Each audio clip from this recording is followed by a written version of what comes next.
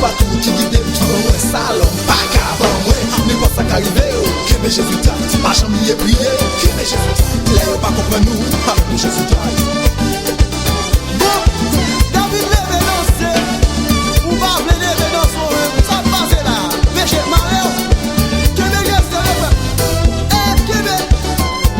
que mais plus fort chef mais le monde là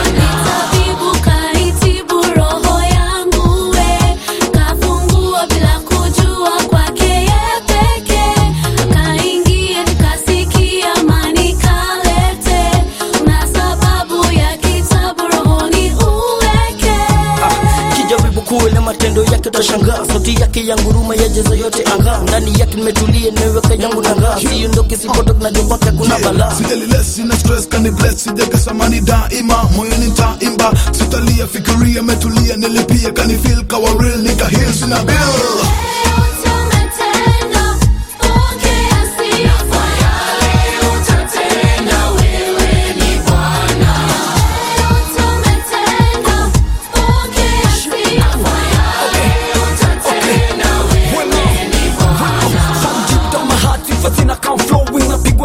nikifiko pendo lako umeni love despite the evil that I did siwezi koma kukusifu hata siku one kwa giza ulinitoa nikawa niko poa nami nikajiloa kwa damu wakaniokoa watu wakinilenga yeye ananipenda kwani nimejijenga kwa msingi ulio bora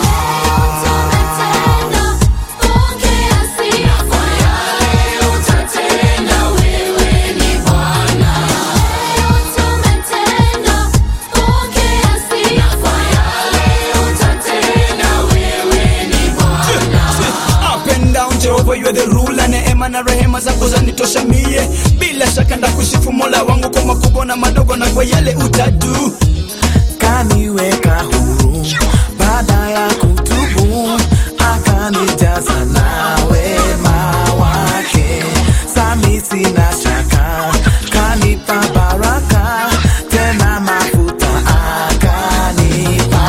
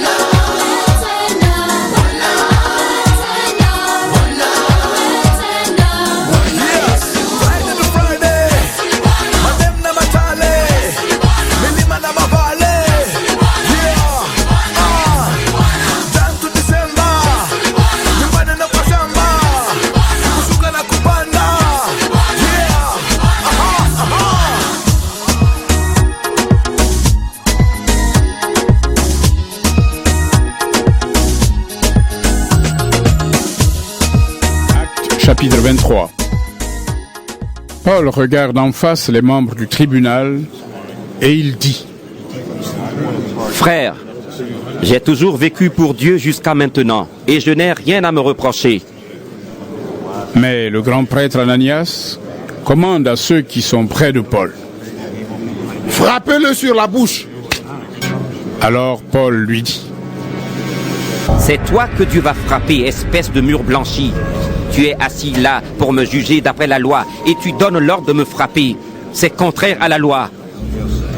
Ceux qui sont près de Paul lui disent: Tu insultes le grand prêtre de Dieu.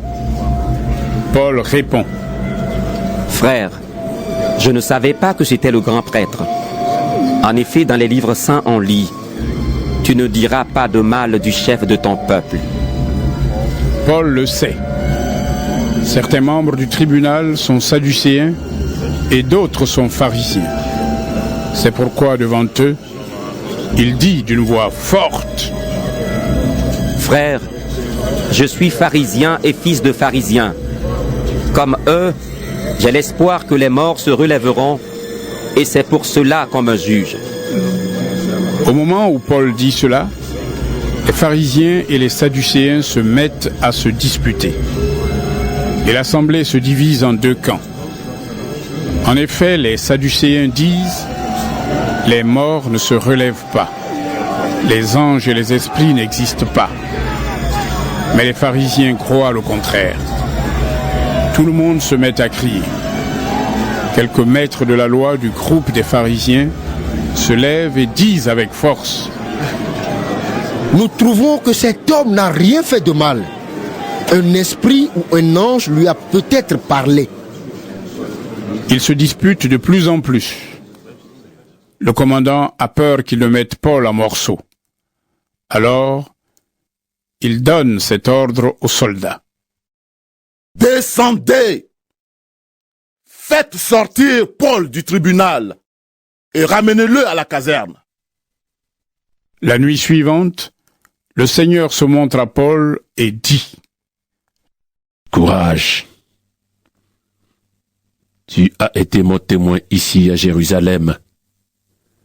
Il faut aussi que tu sois mon témoin à Rome. Le jour suivant, certains Juifs se réunissent en secret. Ils jurent devant Dieu: Nous ne mangerons rien et nous ne boirons rien avant de tuer Paul. Ceux qui ont juré cela sont plus de 40. Ils vont voir les chefs des prêtres et les anciens et ils leur disent: Voici ce que nous avons juré devant Dieu. Nous ne prendrons aucune nourriture avant de tuer Paul.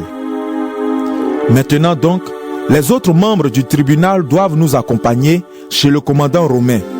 Et vous lui demanderez de faire venir Paul devant vous. Vous direz que vous voulez étudier son affaire de façon plus exacte. De notre côté, nous sommes prêts à le tuer avant qu'il arrive ici. Mais un neveu de Paul, le fils de sa sœur, entend parler de ce piège. Il va à la caserne, il entre et prévient Paul. Alors Paul appelle un des officiers et lui dit: Conduis ce jeune homme chez le commandant. Il a quelque chose à lui annoncer. L'officier emmène le jeune homme, il le conduit chez le commandant et dit: Le prisonnier Paul m'a appelé. Il m'a demandé de t'amener ce jeune homme. Il a quelque chose à t'annoncer. Le commandant prend le jeune homme par la main, il l'emmène à l'écart et lui demande: Qu'est-ce que tu as à me dire? Le jeune homme répond: Certains Juifs sont d'accord pour te demander d'emmener Paul demain devant leur tribunal. Ils diront qu'ils veulent étudier son affaire de façon plus exacte, mais ne les crois pas. En effet, plus de 40 hommes vont tendre un piège à Paul. Ils ont juré devant Dieu de ne rien manger et de ne rien boire avant de le tuer. Maintenant, ils sont prêts. Ils n'attendent plus que ta réponse. Alors le commandant dit au jeune homme: Ne raconte à personne ce que tu viens de me dire. Puis il le laisse partir. Le commandant appelle 2 de ses officiers.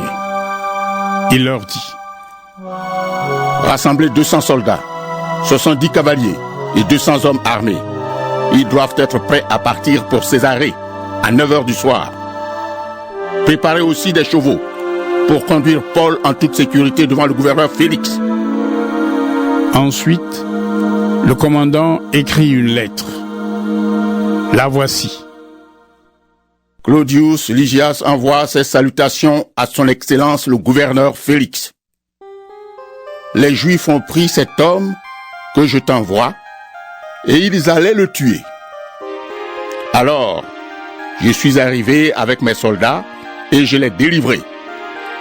En effet, j'ai appris qu'il était citoyen romain. J'ai voulu savoir pourquoi certains Juifs l'accusaient, donc je l'ai emmené devant leur tribunal. J'ai vu qu'ils discutaient avec Paul au sujet de leur loi.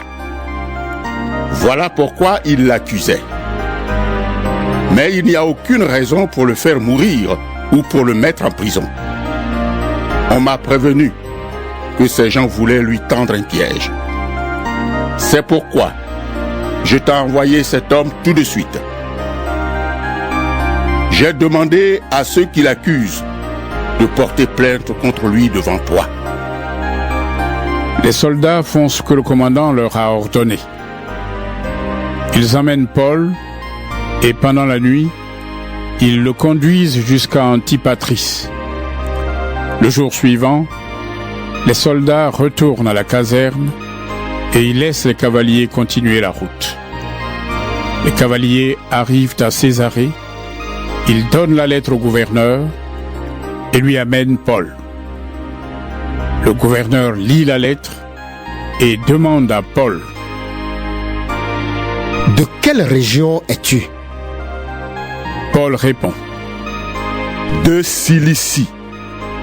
Le gouverneur lui dit: Je t'interrogerai quand ceux qui t'accusent seront là. Et il commande de garder Paul dans le palais d'Hérode le Grand. Dis-moi, oh Seigneur,